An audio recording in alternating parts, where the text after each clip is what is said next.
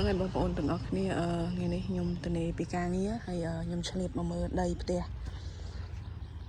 ដែលខ្ញុំទុកចោលយូរដែរខ្ញុំអត់ទាន់បានមកនៅណាហើយក៏អត់ទាន់មានដំណាំអីដែរនេះដើមអាស័យខ្ញុំដាំយកទៅពាំងមួយទៅវាបានកើតបាន2គុំដែរសម្រាប់ដីនៅក្រៅនេះហើយដំណាំស្វាយមានតិចតួចទេដោយសារតែខ្ញុំដីថ្មីខ្ញុំអត់ទាន់បានដាក់ដាំអីហើយនេះផ្ទះខ្ញុំបងប្អូនផ្ទះខ្ញុំធ្វើហើយហ្នឹងហើយដីផ្ទះនេះម៉ែគាត់ឲ្យគាត់ជួយចាក់ដីឲ្យទៅខ្ញុំក៏ឆ្លៀតដាំដូងតែខ្ញុំអត់ទាន់បានយកពូជមកឡើយទេខ្ញុំកាប់ដំណាំហើយអញ្ចឹងខ្ញុំឆ្លៀតដាំកុំឲ្យវាទៅលាយដីពេក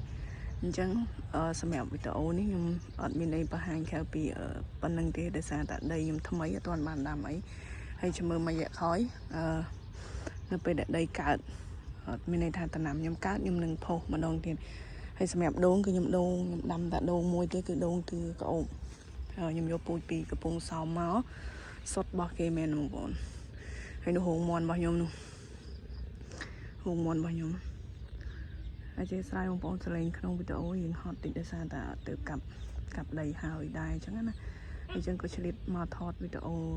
ចែកជូនពុកម៉ែបងប្អូនអញ្ចឹងណាហើយនៅផ្ទះក្រៅខ្ញុំមានចំមន់ដែរពុកគាត់ចំ